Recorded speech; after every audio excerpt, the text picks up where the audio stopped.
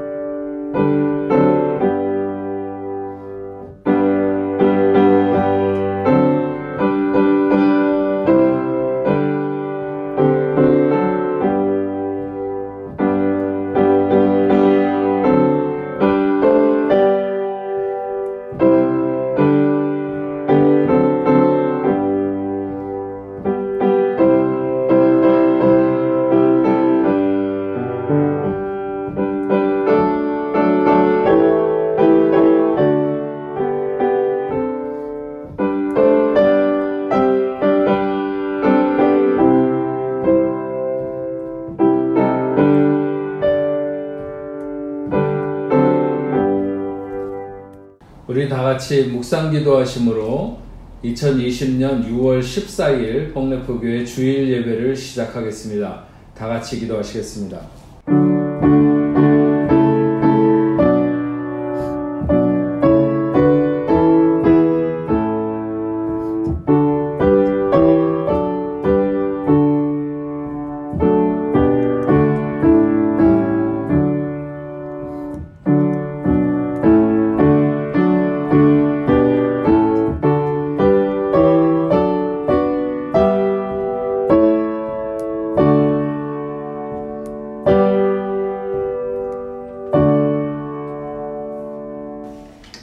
너희 의인들아 여호와를 즐거워하라. 찬송은 정직한 자들의 마땅히 할 바로다.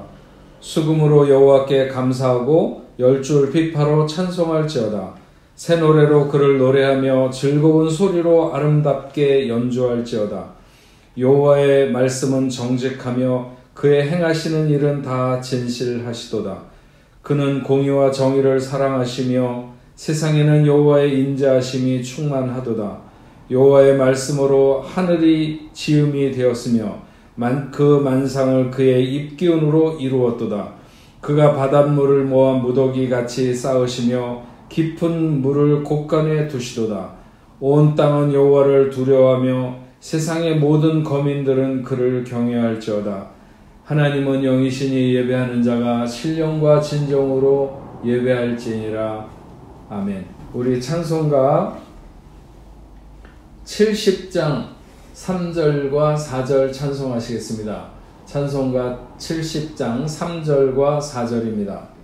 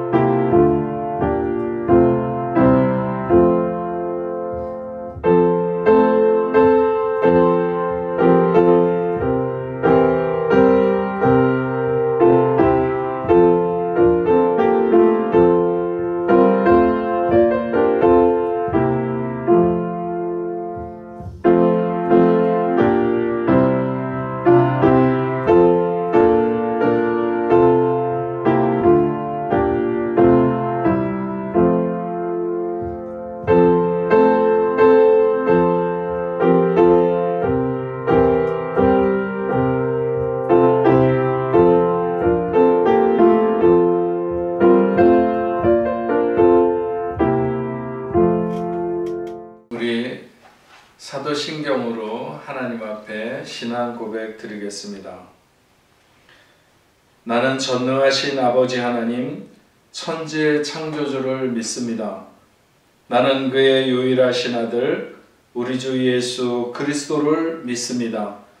그는 성령으로 잉태되어 동정녀 마리아에게서 나시고 본디오 빌라도에게 고난을 받아 십자가에 못 박혀 죽으시고 장사된 지 사흘 만에 죽은 자 가운데서 다시 살아나셨으며 하늘에 오르시어 전능하신 아버지 하나님 우편에 앉아 계시다가 거기로부터 살아있는 자와 죽은 자를 심판하러 오십니다.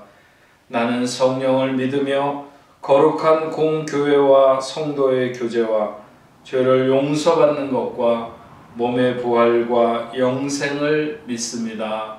아멘. 우리 찬송가 303장 찬송하시겠습니다. 찬송가 303장입니다.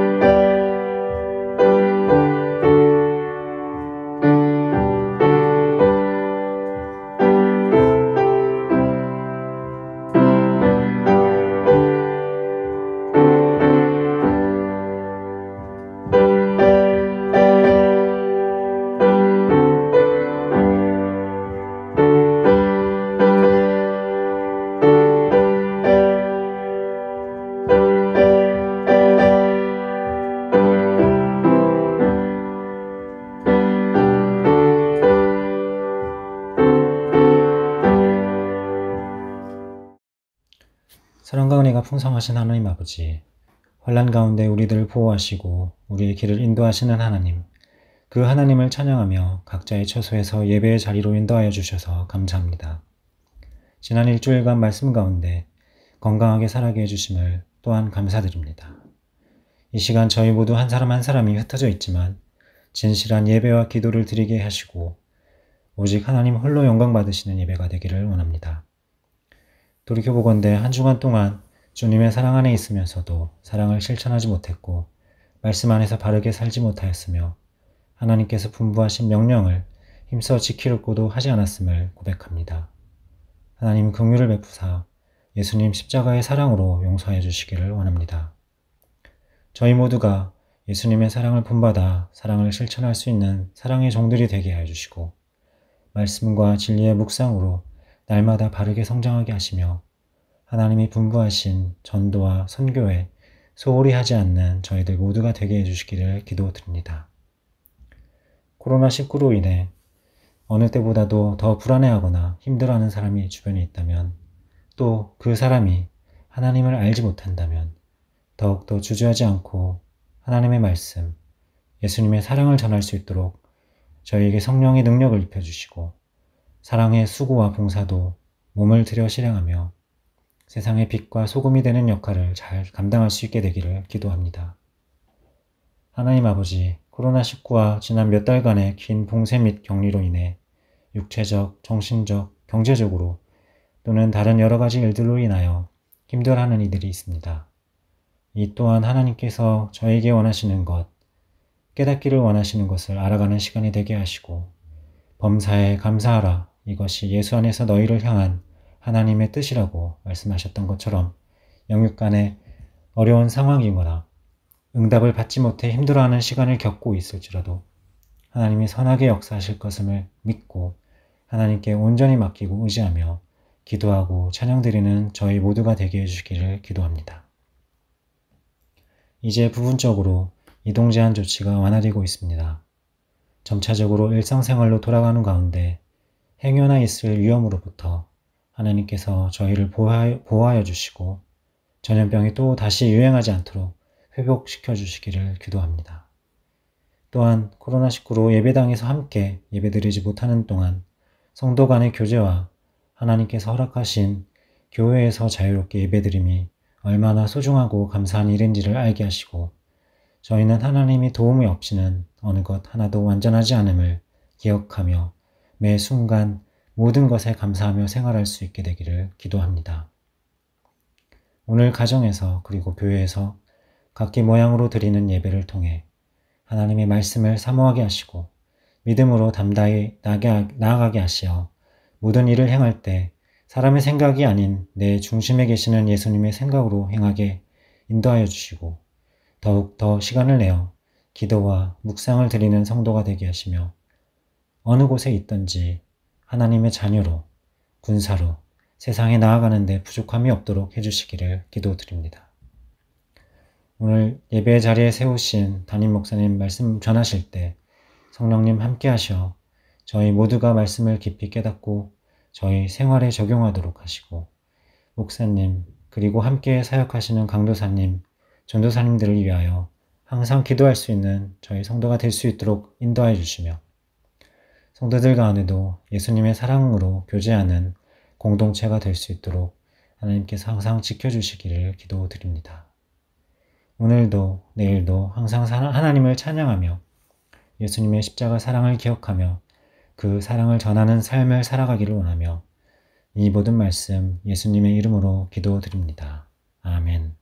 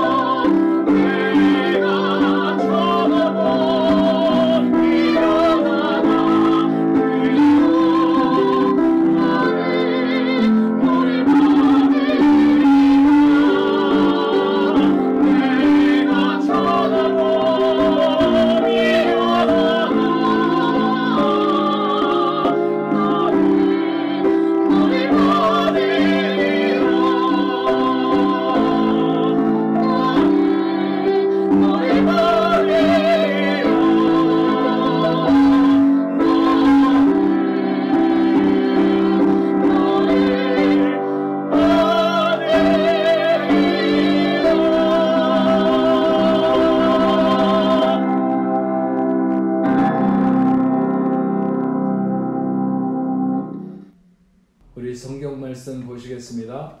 하나님께서 오늘 우리에게 주시는 말씀은 구약성경 신명기 5장 7절부터 21절 말씀까지입니다. 구약성경 269페이지 신명기 5장 7절부터 21절 말씀까지 보겠습니다. 나 외에는 다른 신들을 내게 두지 말지니라.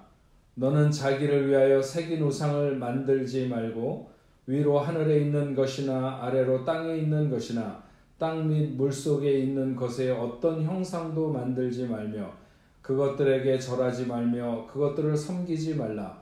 나 내 하나님 여호와는 질투하는 하나님인즉 나를 미워하는 자의 죄를 갚되 아버지로부터 아들에게로 3-4대까지 이르게 하거니와 나를 사랑하고 내 계명을 지키는 자에게는 1000대까지 은혜를 베푸느니라. 너는 내 하나님 여호와의 이름을 망령되이 일컫지 말라.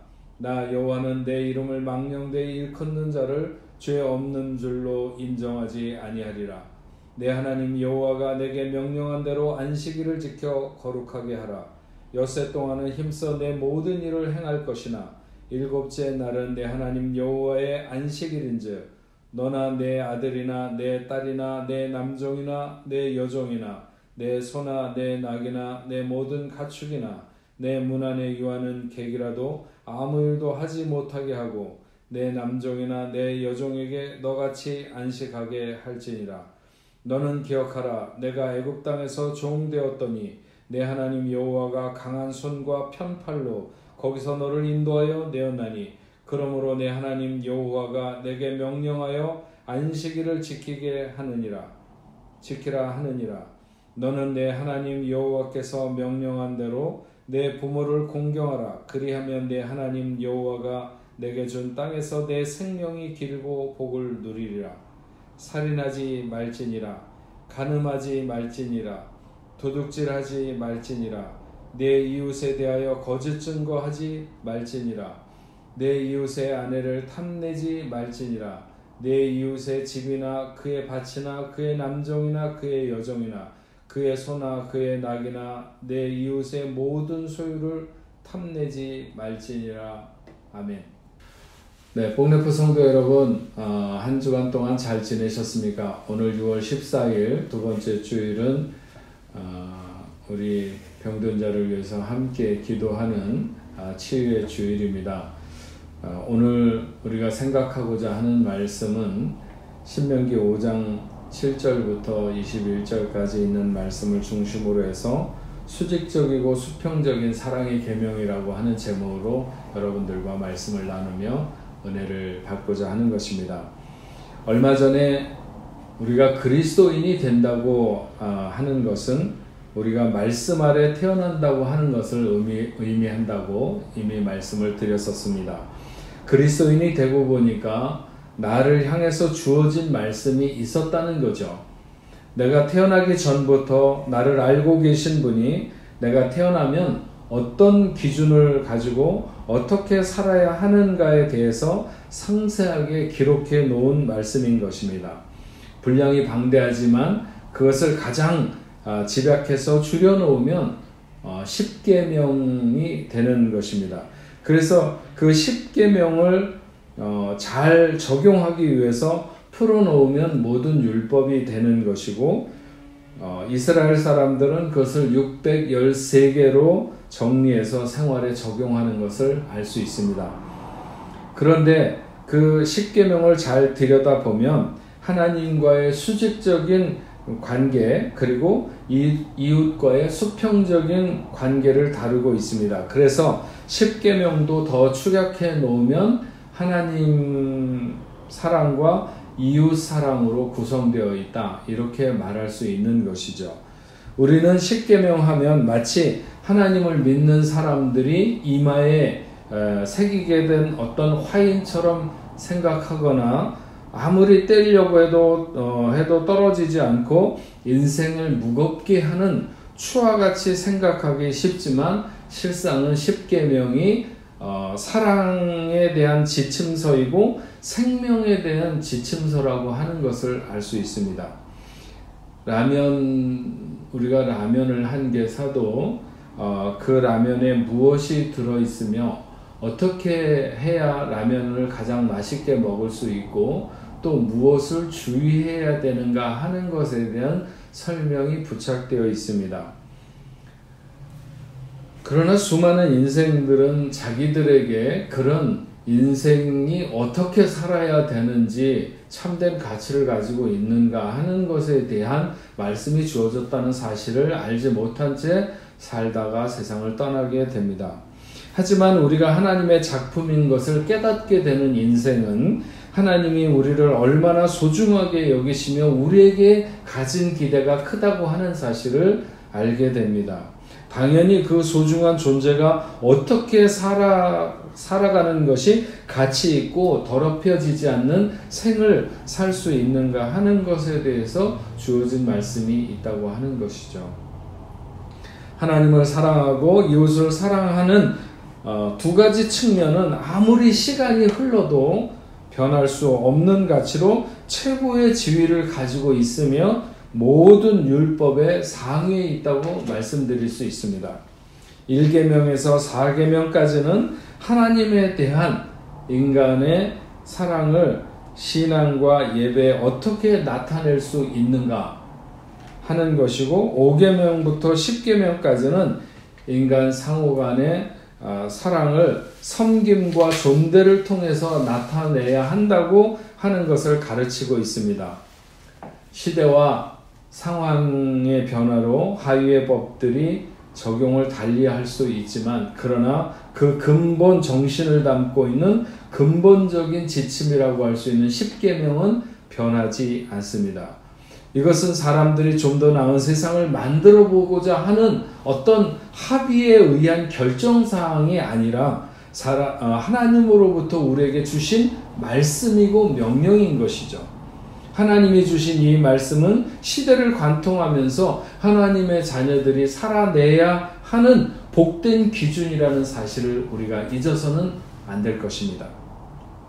10계명, 히브리어로 에셰레트 하드바림이라고 하는데 하나님의 예배에 관한 계명, 하나님의 이름에 관한 계명, 안식일에 관한 계명, 부모에 관한 계명, 그리고 사회생활에 대한 계명 등으로 구성되어 있습니다. 모세를 통해서 신명기에 주어진 말씀을 종합하면 테오센트릭 휴머니즘이라고 해서 하나님 중심적인 인간 존중, 하나님 중심적인 인간 존중으로 하나님을 사랑하고 이웃을 사랑하고 안식일을 지켜야 된다는 말씀입니다. 신명기의 말씀은 신앙 문제를 사회생활에서 풀어가는 신학적인 요리문답과도 같습니다. 10계명을 뒷받침하고 있는 실천 조항들을 따라서 살게 되면 가나안에서 이스라엘 백성들이 하나님을 기쁘시게 하면서 생존할 수 있는 것을 말하고 있습니다. 즉 하나님이 공증한 사회생활을 위한 지침서 같은 것이 신명기에 기록된 말씀이죠. 이스라엘 백성들이 약속의 땅에 들어가서 하나님의 백성으로 살려고 하면 이스라엘 자손은 한 사람 한 사람이 정치적, 경제적, 사회적으로 신명기에서 말씀하시는 이상을 실현해 나가야 하는 것입니다. 하나님은 자기와 관계를 맺고 살아가는 사람들이 지켜야 되는 어떤 일정한 그 삶의 스타일을 요청하시는 것입니다. 그것은 이 세상을 살아가면서 하나님의 속성을 드러내고 하나님 닮은 삶을 살기를 원하시는 것이죠. 하나님과의 수직적인 관계를 우리 먼저 생각해 보려고 합니다. 10계명의 첫 번째 계명은 나 외에 다른 신을 섬기지 말라. 7절에서 말씀하고 있죠. 여호와 하나님은 유일하신 분이십니다. 어떤 우상과도 비교되기를 원하지 않으시고 또 우상을 만들 근거도 주시지 않습니다. 하나님의 백성이 가장 유의해서 들어야 되는 이 명령이 첫 번째 명령이고 강조되어 있습니다. 하나님께서 호렙산 화염 중에서 말씀하시면서 아무 형상도 보이지 않으신 이유가 뭘까요? 그것은 바로 하나님을 위한다고 하면서 다른 우상을 만들 염려가 있기 때문입니다.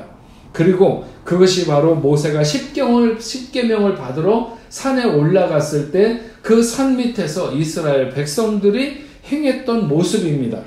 하나님은 하나님의 말씀을 순종하는 것을 원하십니다. 다른 방식으로 하나님을 기쁘시게 하는 것이 무엇이 있는가 하는 것을 생각할 필요가 없습니다. 하나님은 자신의 유사한 모습을 묘사하는 것조차도 싫어하십니다. 하나님이 원하시는 그 말씀에 순종하는 것이 하나님을 가장 잘 섬기는 것입니다. 나 외에 다른 신을 섬기지 말라. 우리는 하나님 외에 다른 것을 만들지도 말고 가까이 하지도 말아야 합니다. 두 번째는 하나님을 우상화하지 말고 어떤 우상에게도 절하지 말라고 하는 말씀입니다. 8절에서 10절에 말씀하고 있는데, 인간은 자꾸 눈에 보이는 것에 믿음을 두려고 합니다. 하지만 하나님은 눈에 보이지 않는 하나님을 믿는 것이죠.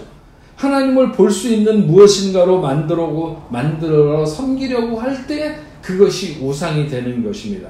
그리고 그 우상 숭배는 반드시 그 백성에게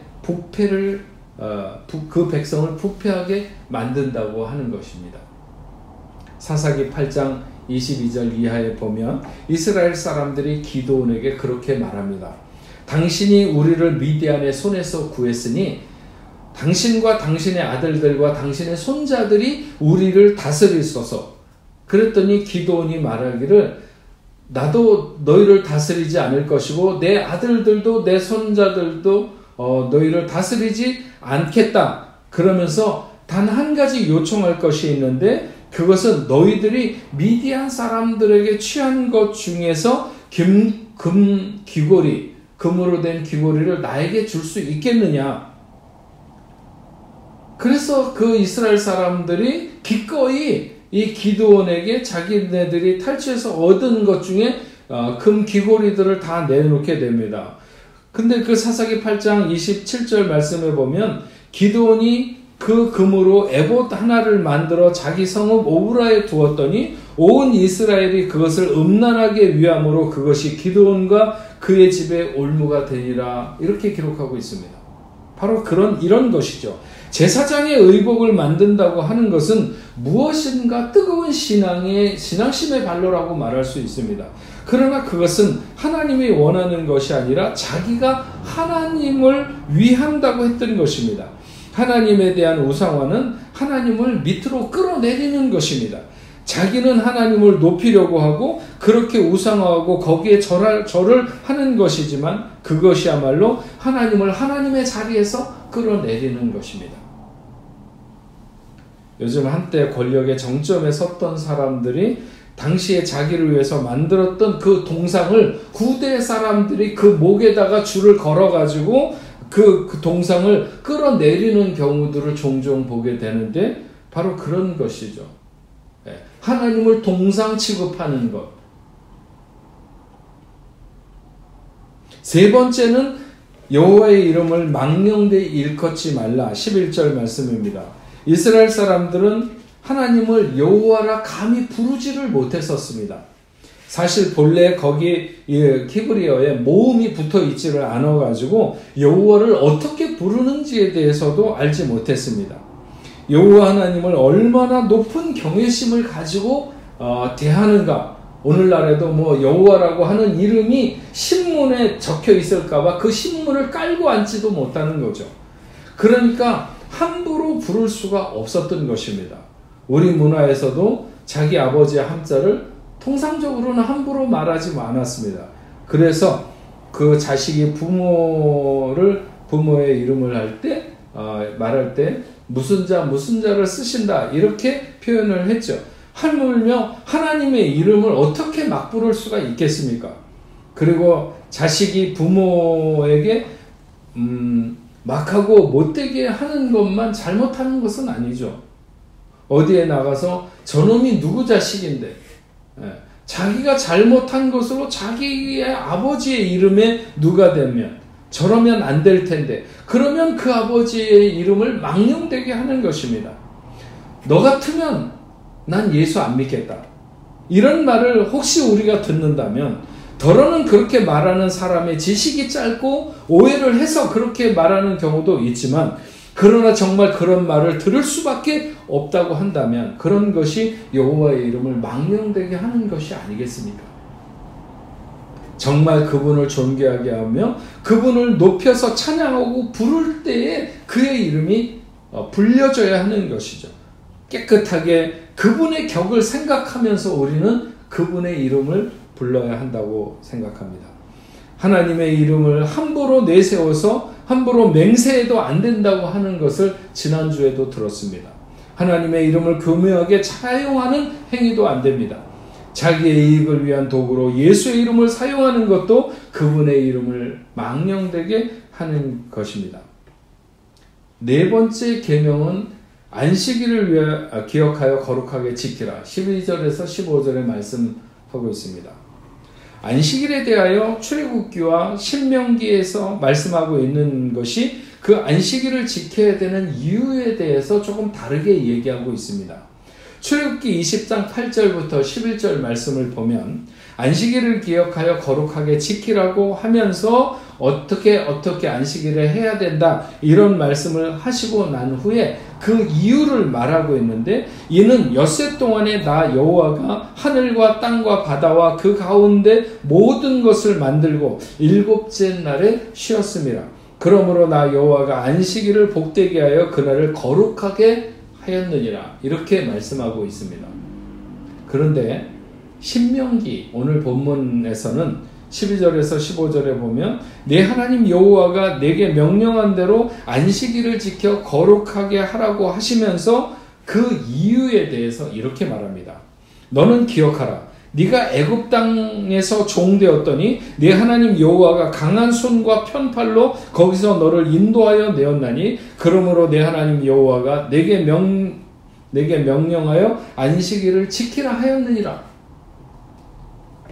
출애굽기의 10계명은 창조 사건을 안식일의 근거로 제시하고 있고, 신명기는 그 근거를 출애굽 사건으로 말하고 있습니다.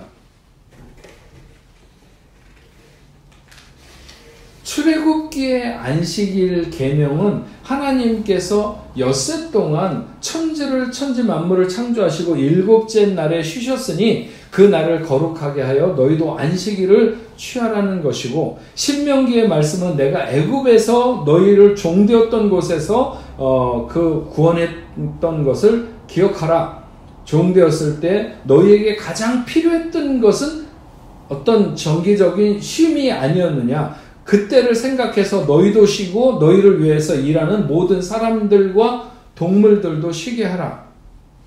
출애굽기의 안식일 계명은 신학적인 이유에 근거한 안식일로 하나님이 쉬셨으니 너희도 쉬라는 하나님의 쉼에 인간이 초청을 받은 것이고, 신명기의 안식일 계명은 사회학적인 이유에 근거한 쉼을 말하고 있습니다. 연약한 사람들과 일에 지친 사람들에게 쉼이 필요하기 때문에 안식하게 하라는 사회적 상황과 연관성이 있는 것을 말씀하고 있습니다. 출애굽기서의 언약 공동체는 창조를 기억하고 그 기억을 통해서 순종하도록 부름받고 있는데, 신명기에서는 구속의 기억을 살리고 공동체의 모든 구성원으로 수고로운 노동에서의 안식을 제공하기 위한 안식일의 계명을 말씀하고 있는 것을 알 수 있습니다. 그리고 무엇보다 중요한 것은 출애굽기나 신명기나 모두 안식일을 기억하는 것으로 그치는 것이 아니라 안식일을 지켜라, 이렇게 가르치고 있습니다. 안식일을 구별되게 하는 것은 안식일을 기억하여 다른 날과 다르게 지내는 것을 통해서 하나님을 믿는 사람이나 가정 혹은 사업장이라고 하는 것을 안 믿는 사람들에게 증거의 날로 삼으라고 하는 것이죠.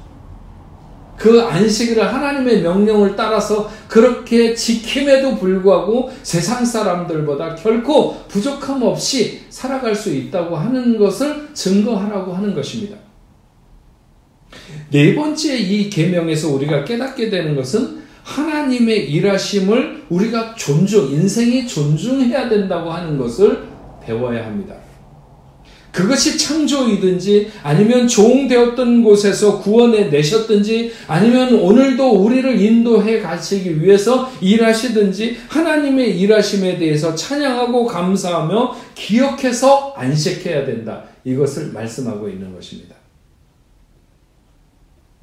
요즘 코비드-19로 인해서 영상 예배를 드리게 되면서 목회자로서 가장 염려스러워하는 부분 중에 하나가 바로 안식일을 지켜서 하나님 앞에 나아가서 예배하는 것에 대해 우리의 마음이 뒤로 물러가서는 안 된다 하는 것입니다.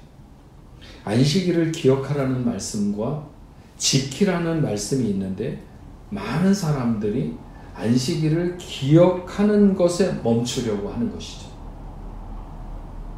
지키라고 하는 것은 그렇게 하기 위해서 힘을 쓰고 애를 쓰는 것을 동반합니다.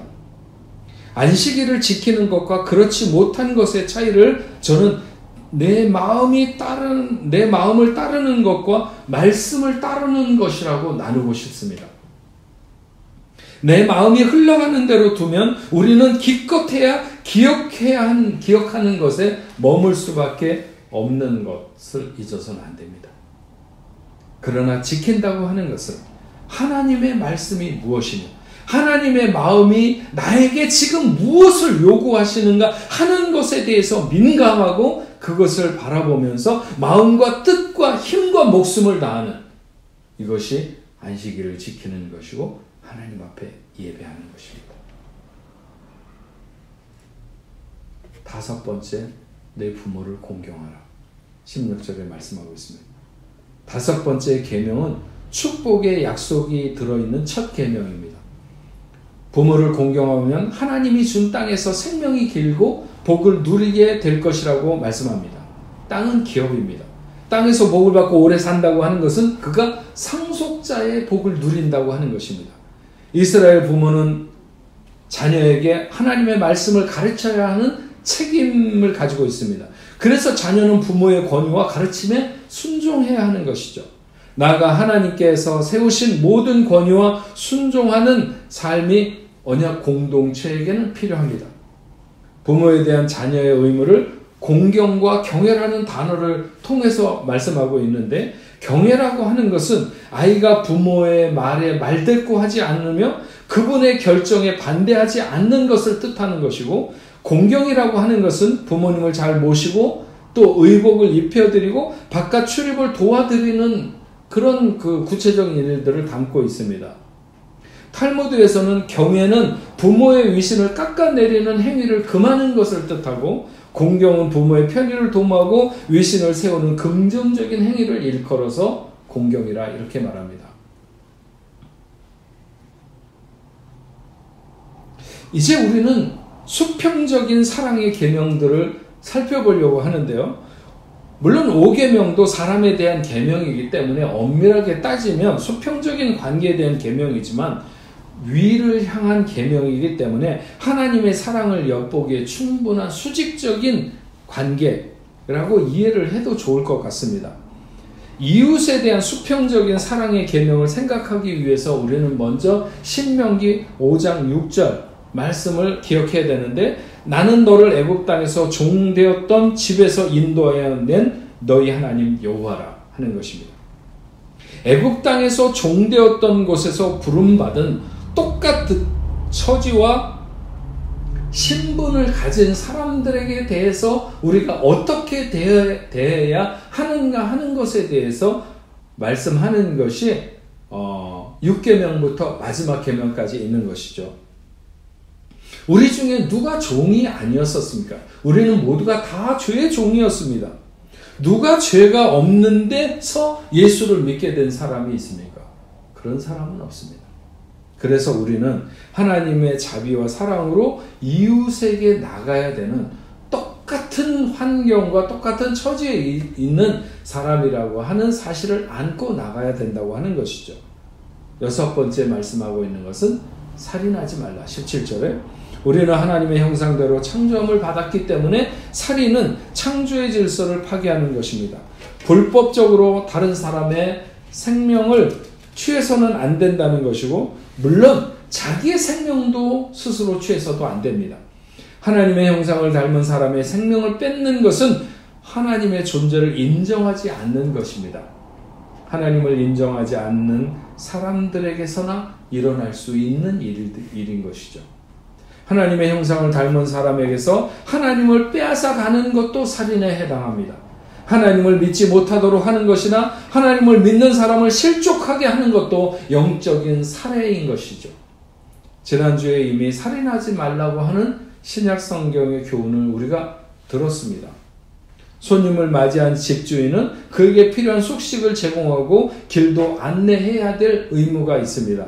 혹시 굶주리거나 공격을 당할지 모르기 때문에 이러한 의무를 행하지 않는 그런 주인을 토라에서는 피를 흘리는 자로 규정하고 있고 생업을 빼앗는 자도 살인하는 자와 같이 취급하는 것을 알 수 있습니다. 7번째는 간음하지 말라고 하는 계명입니다. 18절에 결혼은 하나님이 허락하신 신성한 선물입니다. 우리 몸은 성령의 전이기 때문에 하나님은 우리가 순결하고 깨끗한 삶을 살기를 원하십니다. 각종 음란한 언어, 방탕한 삶과 음욕을 품은 마음은 간음죄의 문을 열어주는 것입니다. 남편이나 아내가 아닌 자를 남편이나 아내로 간주하거나 부부간에서만 해야 되는 말과 행위를 타인과 나누는 것도 간음입니다. 마찬가지로 하나님이 아닌 것을 하나님으로 간주하거나 하나님과 나누어야 될 대화나 하나님께 돌려야 될 예배의 행위를 하나님 아닌 것으로 돌리는 것도 영적인 간음입니다. 우리는 모두가 다 예수님이라는 남편을 둔 사람들입니다.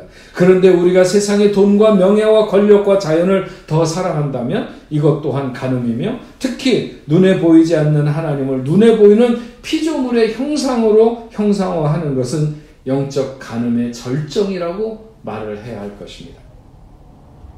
8번째 계명은 도둑질을 하지 말라는 것입니다. 19절에 살인이나 간음에 비추어 결코 뒤떨어지지 않는 범죄로 간주합니다. 당시에 도둑질이란 물건만이 아니라 일종의 유괴 행위를 통한 타인의 소유를 강제적으로 빼앗는 것을 가르칩니다. 자신의 이익을 위해서 다른 사람을 강제적으로 데려다가 일을 부리는 것도 도둑질입니다. 이스라엘이 그렇듯이 우리도 그렇고 교회도 그렇고 모두가 다 하나님 안에 모든 자유를 부여받은 은혜의 공동체입니다. 자발적인 헌신과 봉사가 넘치는 공동체가 되어야 하는 것이지 사적인 목적으로 타인의 소유를 빼앗거나 자유를 억압하는 행위와 같은 것들은 모두 도둑질에 해당하며 하나님의 구원을 웃음거리로 만드는 것이라고 하는 것입니다. 9번째는 내 이웃에 대하여 거짓 증거하지 말지니라. 20절 말씀입니다. 이웃에 대한 거짓 증거는 우리가 별 두려움 없이 저지를 수 있는 범죄 중에 하나입니다. 교회 생활에서도 살인이나 간음이나 혹은 도둑질로 인해서 그렇게 고통받지 않습니다. 그러나 수많은 사람들의 호소에 의하면 이웃에 대해서 거짓 증거 때문에 힘들고 괴롭다는 것입니다. 물론 그렇게 말하는 사람이 거짓 증거를 하고 있는 사람일 수도 있습니다. 그러나 우리는 이것이 하나님 앞에서 엄밀한 말씀인 것을 놓쳐서는 안 됩니다. 예수님이 십자가에 죽으신 것은 살인이나 간음이나 도둑질 같은 죄만을 위해서 십자가에서 끔찍한 죽음을 당하신 것이 아닙니다. 크게 주의하지 않고 이웃에 대해서 거짓 증거하던 그 죄를 위해서 끔찍한 심판의 자리에 서셨다는 것을 잊어서는 안 됩니다.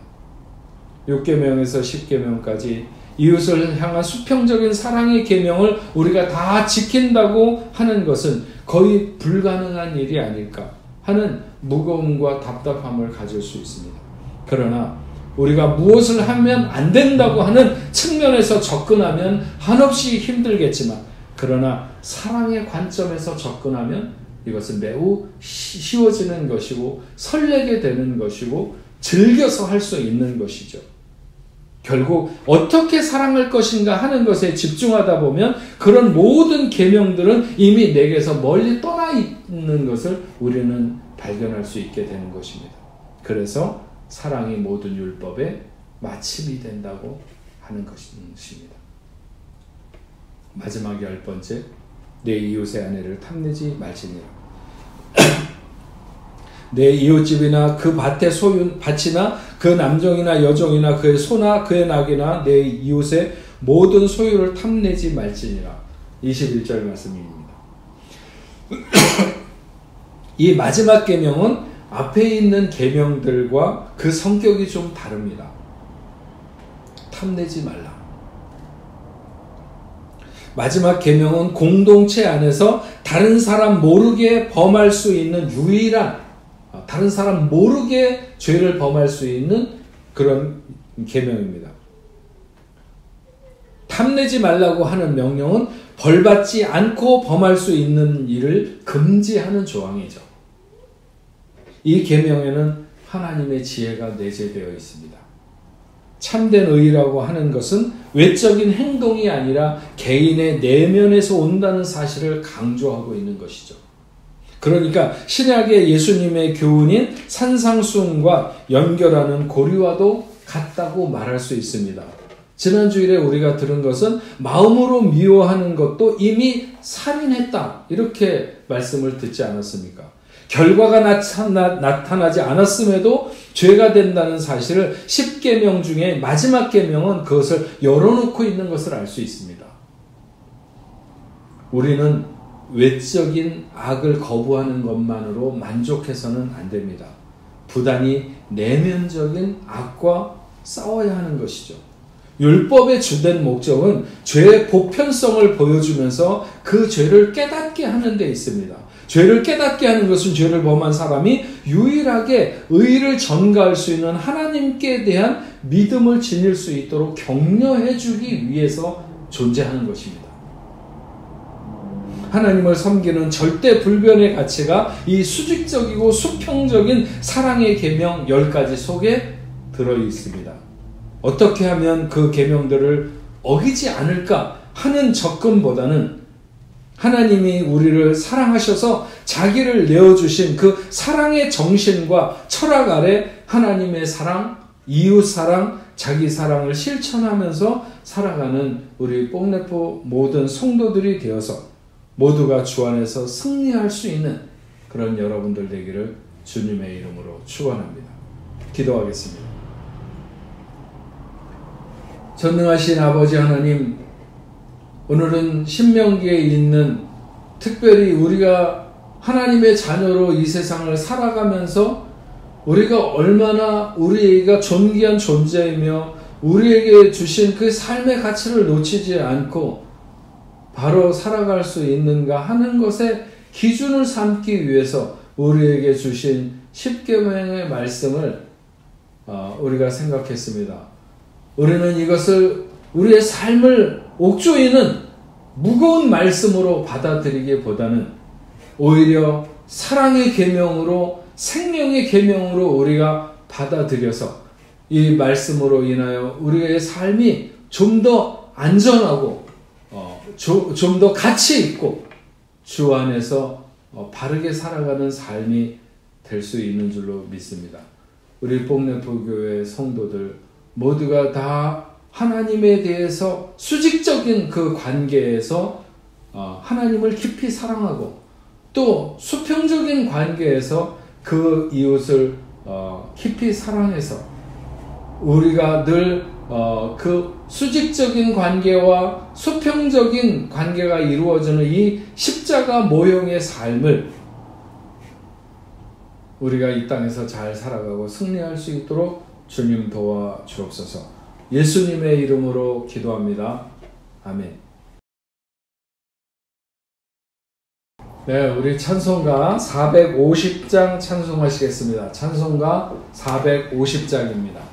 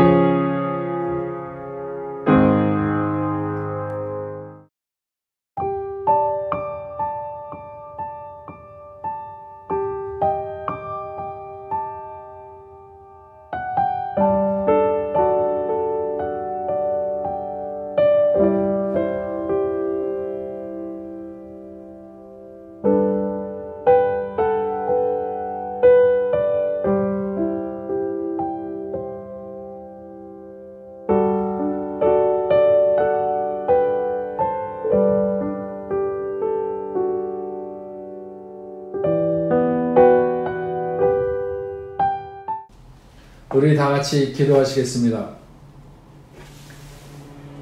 전능하신 아버지 하나님 감사합니다.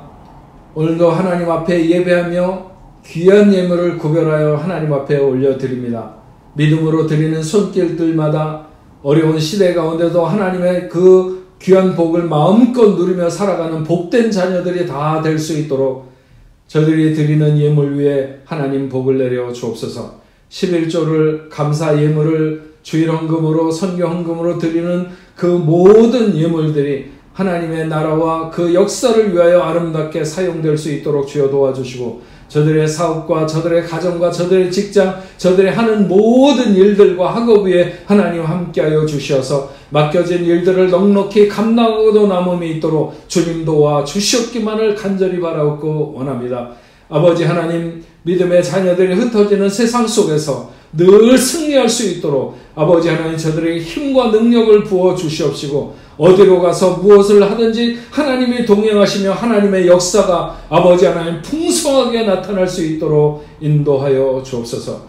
전능하신 아버지 하나님, 흩어져 있는 모든 성도들 어디에 가 있든지 하나님 함께해 주시고, 우리가 모두 한자리에 나와서 하나님 앞에 예배하는 시간까지 하나님 역사하여 주시옵시고, 선교지에 있는 모든 선교사님들 외에도 하늘의 크고 놀라운 역사로 함께하여 주시어서 아버지 하나님, 오늘도 어김없이 하나님의 나라를 아버지 하나님 가꾸며 또 아버지 하나님의 나라를 세워가는 복된 자녀들이 다 될 수 있도록 주님 역사하여 주시옵소서. 아버지 하나님, 오늘은 6월의 치유주일입니다. 당신의 사랑하는 귀한 자녀들, 오늘도 어떤 질병과 어떤 고통의 문제를 가지고 주님 앞에 아버지 하나님 간절한 마음으로 소원을 가지고 저들이 기도하든지 주여 이제 역사하여 주시옵시고, 저들의 나약한 모든 부분에 주님 함께하여 주셔서 치료하는 광선으로 저들에게 함께하시사 모든 질병이 물러가고 강건케 하여 주시옵소서. 예수의 이름으로 명하노니, 예수의 이름으로 명하노니 모든 질병이 물러가고 강건해질지어다. 아버지 하나님, 귀신의 역사도 떠나가게 하시고 어떤 어지럽히는 세력도 저들을 두렵지 못하도록 아버지 하나님, 그리고 이번에 코로나19 아버지 하나님 바이러스도 우리 뽕네프 교회 성도들 한 명도 아버지 하나님 건드리지 못하도록 하나님 지켜주시고, 또한 아버지 하나님 전 세계에 흩어져 고통받고 있는 모든 자녀들 외에도 하나님 역사하여 주옵소서. 주님 간절하게 소망합니다. 병원에서 수술받고 있는 누워있는 치료하고 있는 우리 승리에게도 하나님 함께하여 주셔서 건강하게 아버지 하나님 회복되게 하시고 기쁨으로 아버지 하나님 태어나는 날까지 안전하게 하나님 지켜주셨기만을 간절히 바라고 원합니다. 이제는 우리 주 예수 그리스도의 은혜와 하나님 아버지의 크신 사랑과 성령님의 감화 감동으로 교통하심이 오늘 하나님 앞에 예배하는 뽕네프 교회의 모든 성도들과 저들의 가정과 직장과 두고 온 고국에, 그리고 세계 만방에 흩어져 복음을 전하는 모든 선교사들과 그 사역지 위에 이제로부터 영원토록 함께 있을지어다. 아멘.